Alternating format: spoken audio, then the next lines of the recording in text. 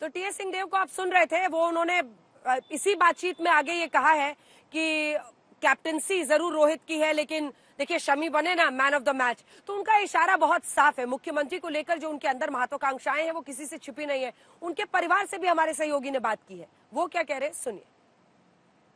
आज आपको क्या लगता है कि जो जनता है अंबिकापुर की या छत्तीसगढ़ की, किन मुद्दों को देखकर आपको लगता है कि वोट करेगी?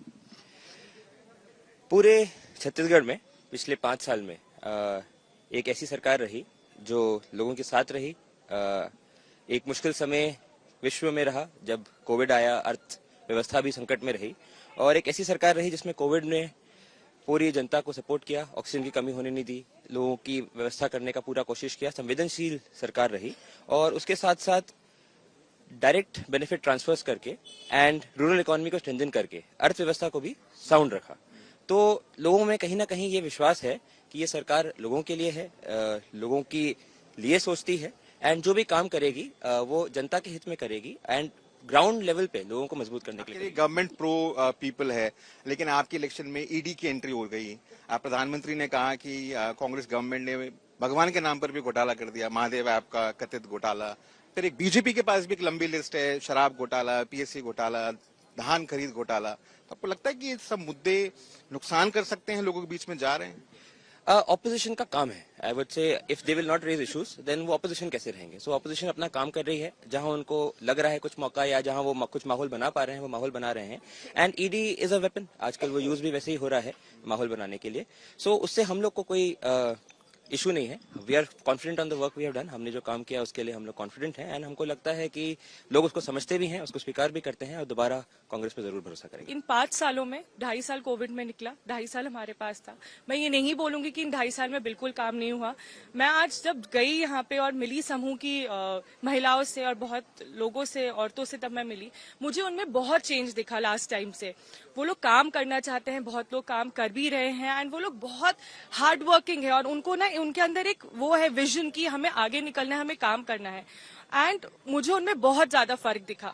सो 100% काम हुआ है और आगे भी होगा एंड मुझे उनमें बहुत ज्यादा फर्क। तो ये आप टीएस सिंहदेव की बहू को सुन रहे थे, उनके बेटे भी हैं, काम भी गिना रहे हैं, कह रहे हैं कि ईडी को, एजेंसीज को हथियार के तौर पर इस्तेमाल हो रहा है, कई सारे आरोप भी लगा रहे हैं। काम को लेकर कॉन्फिडेंट है, लेकिन टीएस सिंहदेव की नजर तो कहीं और है। वो बता रहे हैं कि रोहित कप्तान, लेकिन शमी बन रहे मैन ऑफ द मैच। तो उनकी जो महत्वाकांक्षाएं हैं, वोट डालने के लिए पहुंचे हैं छत्तीसगढ़ में, मतदान डालने के लिए। पाटन सीट से वो कैंडिडेट हैं, इस बार पाटन सीट से कैंडिडेट हैं और विजय बघेल उनके भतीजे उनके सामने है। जल्दी से कमेंट रशीद साहब इनसे आपसे हो जाए।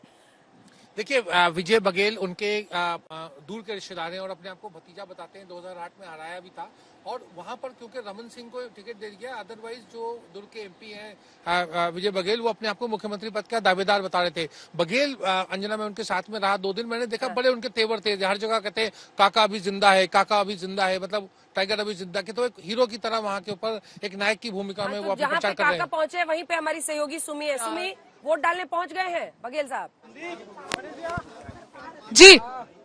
जी बिल्कुल भूपेश बघेल यहाँ पर वोट डालने के लिए पहुंच गए अपने पूरे परिवार के साथ। उनकी तीनों बेटियां, उनके बेटे और उनकी पत्नी साथ में है और इनफैक्ट आप अभी देख सकते हैं भूपेश बघेल लगातार कॉन्फिडेंस एग्जीक्यूट करते हुए नजर आ रहे। कल भी हमने उनसे एक्सक्लूसिवली बात की थी जिसमें उन्होंने काका अपने ही स्टाइल में, उन्हें छत्तीसगढ़ में काका बोला जाता है बहुत ही प्यार से, और अपने ही स्टाइल में उन्होंने कहा था चिंता की काहे है बात जब काका जिंदा है। और इनफैक्ट आज भी उन्होंने कहा कि वे विजय बघेल के रिश्ते में बाप लगते हैं। तो ये जो कमेंट्स है वो उनके कॉन्फिडेंस को दिखाता है कि किस तरह से वो कॉन्फिडेंट है इस बार पूरे बैटल में। और वो लगातार ये कह रहे हैं कि कांग्रेस इस बार 75 पार करके ही रहेगा। और इनफैक्ट भूपेश बघेल लगातार ये बयान देते हुए आए, पिछले 2-3 महीनों से वो अपने बयान से कभी हटे नहीं है और उनका ऐसा मानना है कि अब की बार 75 पार होके ही रहेगा। और मैं आपको बता दूं यहाँ पर बहुत ही इंटरेस्टिंग फाइट होने वाली है, काका वर्सेस भतीजा वर्सेस अमित जोगी। अजीत जोगी के बेटे अमित जोगी भी इस बार यहां से फ्रेम में है और उतरने के बाद इनफैक्ट अमित जोगी जो है वो सतनामी वोट बैंक को थोड़ा सा डेंट दे सकते हैं और वही इस बारी इस पूरे इलेक्शन को काफी इंटरेस्टिंग बना रहा है। लेकिन भूपेश बघेल का साफ साफ कहना है कि ये एक तरफा है, ये जो पूरा कॉन्टेस्ट है ये एक तरफा है, इनफैक्ट 2 तरफा भी नहीं है। वो बिल्कुल ही डिसमिस कर रहे हैं विजय बघेल के चांसेस को, विजय बघेल के चांसेस जीतने के, और उसको बहुत कॉन्फिडेंटली वो बताते हुए नजर आ रहे हैं कि मैं कब से कह रहा हूं ये सिर्फ एक तरफा मुकाबला है, कोई दो तरफा की तो बात ही नहीं हो रही है।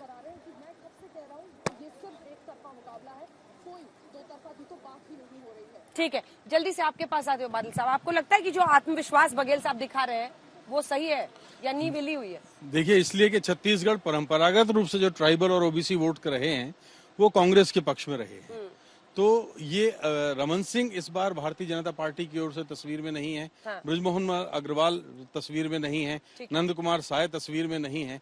अगर ये तीन बड़े दिग्गज छत्तीसगढ़ के तस्वीर में नहीं है तो रास्ता भूपेश बघेल का आसान हो रहा है। चलिए ठीक है।